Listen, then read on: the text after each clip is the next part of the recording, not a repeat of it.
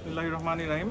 গণ অভ্যুত্থানের সম্মুখভাগে যারা ছিলেন তাদের একজন হচ্ছেন জননেতা ববি হাজ্জাজ, এনডিএম এর মাননীয় চেয়ারম্যান।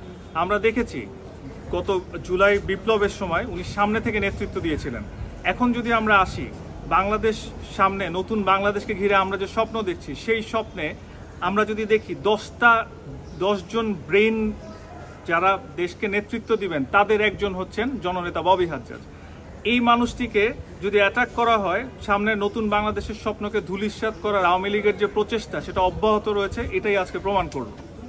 ওনারা আসলে একটা দীর্ঘমেয়াদী প্ল্যান নিয়ে এখানে এসেছিলেন। তো এই প্ল্যানের অংশ হিসেবে একজন ছাত্রলীগ উত্তর থেকে তাকে অ্যাপয়েন্ট করা হয় যে এসে গতিবিধি রেকি করা এবং তার ব্যাপারে ইনফরমেশন দেয়া, এবং এখানে সরাসরি শেখ হাসিনার সম্পৃক্ততার প্রমাণও পাওয়া গিয়েছে। এবং আমরা যতদূর জানি যে তার মেসেজে দেখা গিয়েছে যে খুব দ্রুতই একটা অ্যাটাক করার সম্ভাবনা ছিল। উনি এখন যাকে গ্রেফতার করা হয়েছে তিনি এখন ডিবি হেফাজতে আছেন এবং আমরা হয়তো শীঘ্রই আরও কিছু ইনফরমেশন জানতে পারবো। আমরা আজকে এখানে এসেছি আমাদের মাননীয় চেয়ারম্যান, এনডিএম ন্যাশনাল ডেমোক্রেটিক মুভমেন্টের চেয়ারম্যান জননেতা ববি হাজ্জাজের উপর একটা হামলা চেষ্টা হয়েছে। আমরা আসলে জানতে পেরেছি এটা একটি দীর্ঘমেয়াদী পরিকল্পনার অংশ। বাংলাদেশ ছাত্রলীগের পক্ষ থেকে এই পরিকল্পনা করা হচ্ছিল। আমরা মনে করছি এটা আসলে আওয়ামী লীগের হাইকমান্ড থেকে এই নির্দেশটা এসেছিল এবং সেই কারণেই ওনার গতিবিধির উপর নজর রাখা হচ্ছিল। এবং আমাদের মাননীয় চেয়ারম্যানের যে বনানী অফিস আছে, সেই বনানী অফিস থেকেও বিস্ফোরক সুলভ দ্রব্য উদ্ধার করা হয়েছে।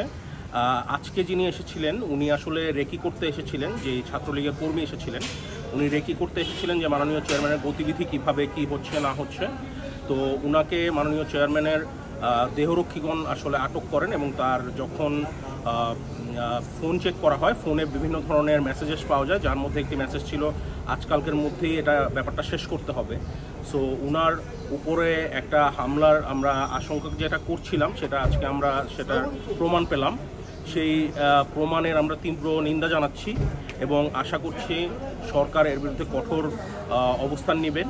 যে যুগপৎ আন্দোলনের যারা নেতারা আছেন এবং যুগপৎ আন্দোলনের সামনে আমাদের যে নির্বাচন আসছে,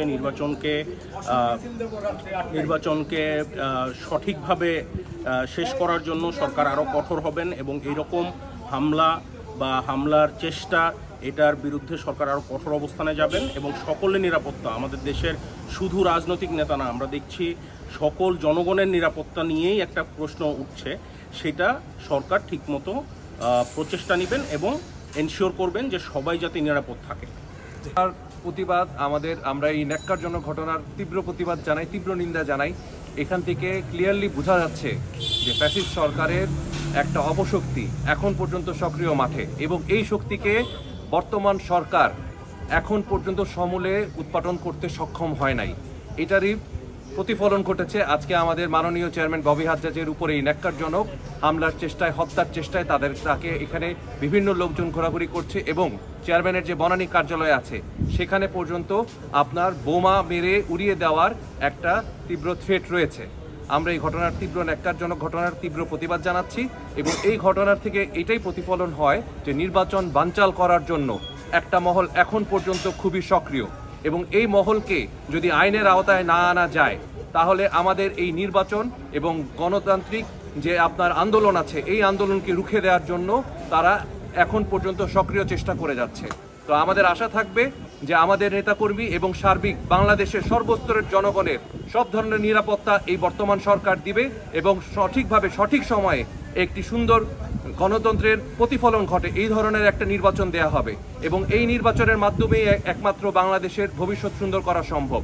আমরা আবারও এই হত্যা চেষ্টার ঘটনার তীব্র নিন্দা জানাই এবং ভবিষ্যতে এই ধরনের যাতে আর কোনো ঘটনা না ঘটে এই কারণে আমাদের আইনশৃঙ্খলা বাহিনী ভাই যারা আছেন তাদেরকে সক্রিয় থাকতে হবে, সরকারকে সক্রিয় হতে হবে এবং জননেতা যারা আছেন, জুলাই আন্দোলনের যারা সম্মুখভাগের যোদ্ধা আছেন এবং সর্বোপরি বাংলাদেশের জনগণ, তাদের জানমালের নিরাপত্তা সঠিকভাবে নিশ্চিত করতে হবে। এই আশা আমরা বর্তমান সরকারের কাছে রাখব এবং এটাই আশা থাকবে যে ভবিষ্যতে এই ধরনের যাতে ন্যাক্কারজনক ঘটনা আর কখনো কোথাও না ঘটে, সেটাই যাতে আমাদের কাম্য হয়।